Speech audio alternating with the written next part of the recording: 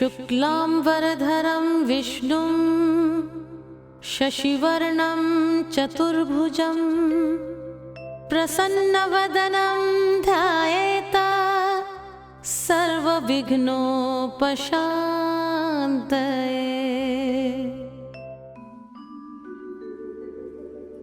धार्मिक मान्यता अनुसार हिंदू धर्म में गणेश जी सर्वोपरि स्थान रखते हैं।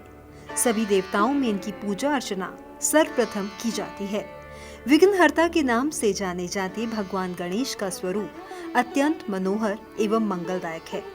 वे एक दंत और चतुर्बाहु हैं। अपने चारों हाथों में वे पाश, अंकुश, मोदक पात्र तथा वरमुद्रा धारण करते हैं। वे रक्त वर्ण लंबोदर तथा शूर्पकर्ण हैं। वे रक्त चंदन धारण करते हैं तथा उन्हें रक्त वर्ण के पुष्प विशेष प्रिय हैं। वे अपने उपासकों पर शीघ्र प्रसन्न होकर उनकी समस्त मनोकामनाएं पूर्ण करते हैं। एक रूप में भगवान श्री गणेश उमा महेश्वर के पुत्र हैं। वे अग्र पूज्य, गणों के ईश, स्वस्तिकरूप तथा प्रणव स्वरूप हैं। लेकिन गणेश जी के एक दंत होने के पीछे क्या कारण है?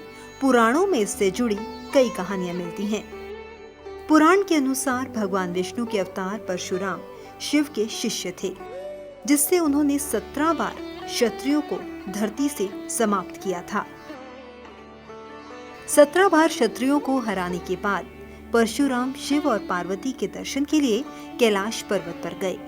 उस समय भगवान शिव शयन कर रहे थे और पहरे पर स्वयं गणेश जी विराजमान थे। गणेश जी ने उन्हें अंदर जाने से रोका।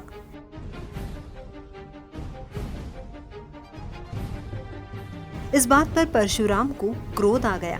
वे रोके जाने पर गणेश जी से झगड़ने लगे और उनको गुस्से में धक्का दे दिया। गिरते ही गणेश जी को भी क्रोध आया।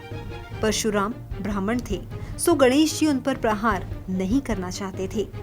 इसीलिए उन्होंने परशुराम को अपनी सूंड से पकड़ लिया और चारों दिशाओं में गोल गोल घुमाने लगे।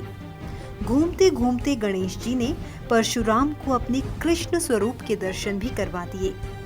कुछ पल घुमाने के बाद गणेश जी ने उन्हें छोड़ दिया।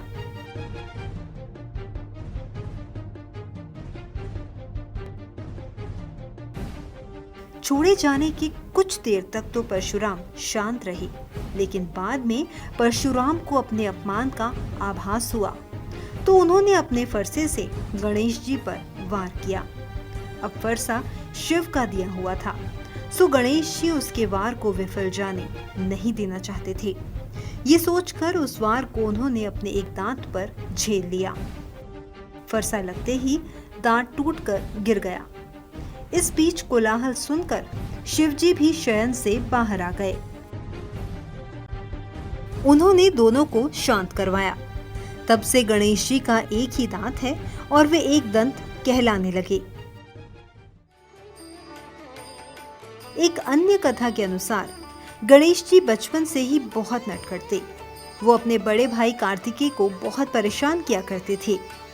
एक दिन कार्तिकेय ने क्रोधित होकर गणेश जी का एक दांत तोड़ दिया। जब गणेश जी ने इसकी शिकायत भगवान शिव से की, तो कुमार कार्तिकेय ने दांत गणेश जी को वापस तो कर दिया, लेकिन इसके साथ एक श्राप भी दे दिया। वो श्राप ये था कि गणेश जी को अपने हाथ में हमेशा दांत पकड़े रहना होगा। अगर वो अपने से दांत अलग करेंगे तो भस्म हो जाएंगे। अब गणेश जी के एक दंत होने की तीसरी कथा भी है, जिसमें महर्षि वेदव्यास जी महाभारत लिखने के लिए गणेश जी से अनुरोध करते हैं, तो गणेश जी इसके लिए मान जाते हैं, लेकिन एक शर्त भी रखी जाती है। वो कहते हैं कि महाभारत लिखते समय मेरी लेखनी रुकनी नहीं चाहिए, और अगर मेरी लेखनी रुकी तो मैं आगे लिखना बंद कर दूंगा।